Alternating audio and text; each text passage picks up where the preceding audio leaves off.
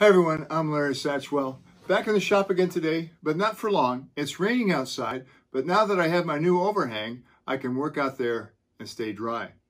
This is a messy project. I'm going to power carve a bowl out of this piece of cedar. This piece of cedar is left over from Dana and Ken's mantle build that I did about a year ago.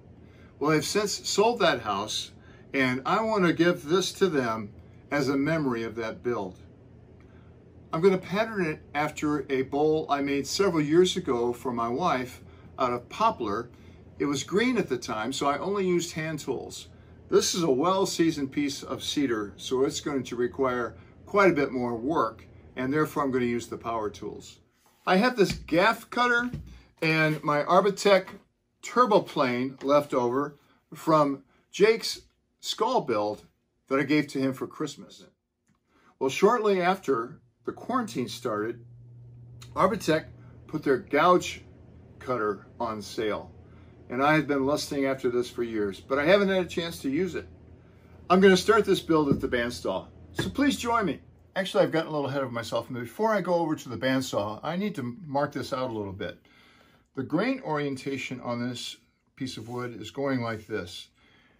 I think it would look more natural if that were the inside of the bowl. The problem is there's a knot here, a knot here, a knot here, a big knot here that's very close to the surface. Comes right out just 1/8 of an inch beyond that. The other side, however,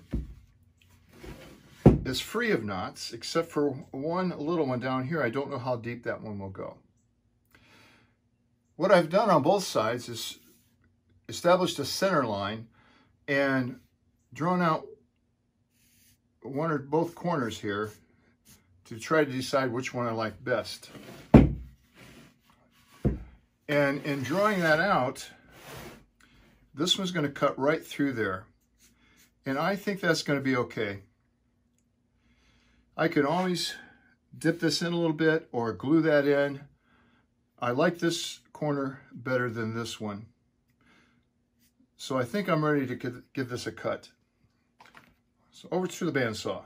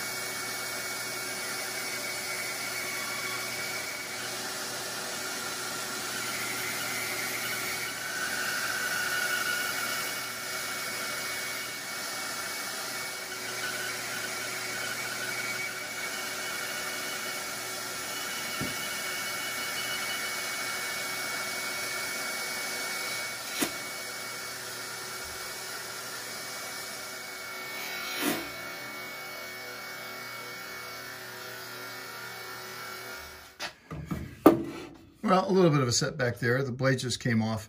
So I've got it back on, retensioned it, and I think I'm ready to go again. Stuff like that happens all the time. To me, anyway.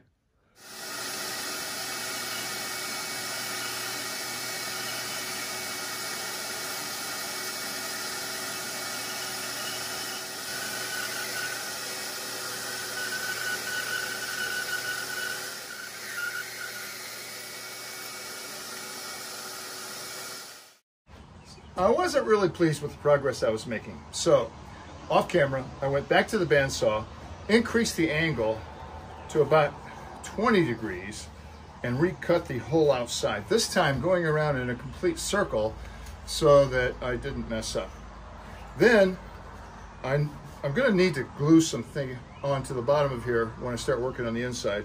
I had all that oil on there, and that glue's not going to stick to it. So I took some 36 grit sandpaper and cleaned off that oil.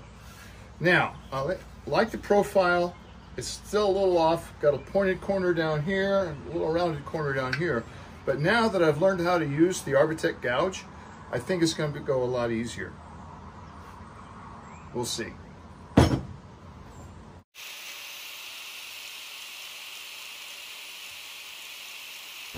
I'm really impressed with the gouge. The turbo plane was really rough on the end grain here. The graft wasn't any easier, but the turbo plane held it pretty well.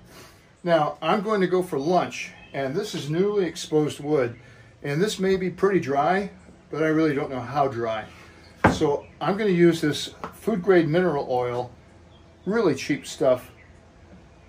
Find it in the laxative department at most drugstores, and I think this is Kroger brand.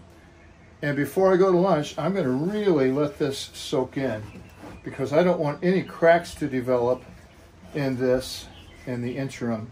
And I'm only going to be gone about a half an hour, unless I see a good Western. And this will be the final finish on this piece anyway. And you can see it's really soaking in here in the end. Well, now I've got to figure out a way to open the basement door and turn off my camera while my hands are like greased pigs. Huh? I'm telling you, if there's a way to mess up, I'll find it. I should have brought a rag out here with me. So I ruin a lot of t-shirts. No, seriously, what am I going to do? I have no choice but to use my apron. Got a little break in the rain, so I thought I'd show you a little better light. I think I've really found my stride with that ball gouge. I really like this finish. I could take wherever the stripes were from the bandsaw. I just took and tried to remove those. Just the lightest touch. And that looks pretty hand carved. I've got a little issue, and I knew I would have. This tiny little knot at the top turns into a pretty big knot. I think I'll take some coffee grounds and super glue, like I did on my cutting board, my serving board, and fill that in. These are coffee grounds from this morning's coffee, so they're really wet. I'm gonna pack them in there as hard as I can.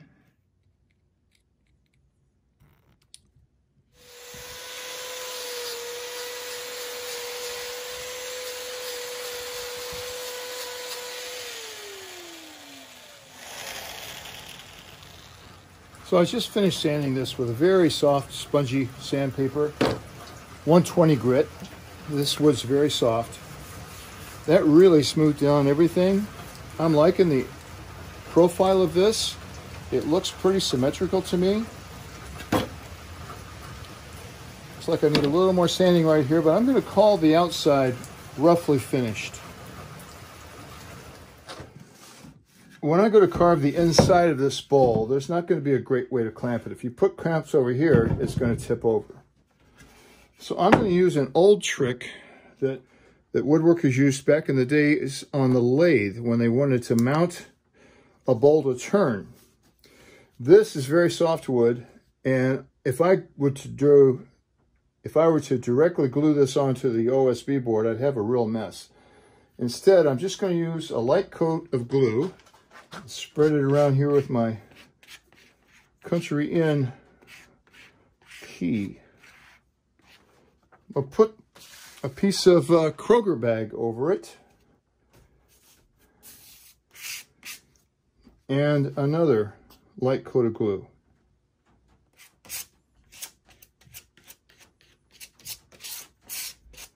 Kind of center this so I have all the options. And I'm going to put about 30 pounds of weight on here.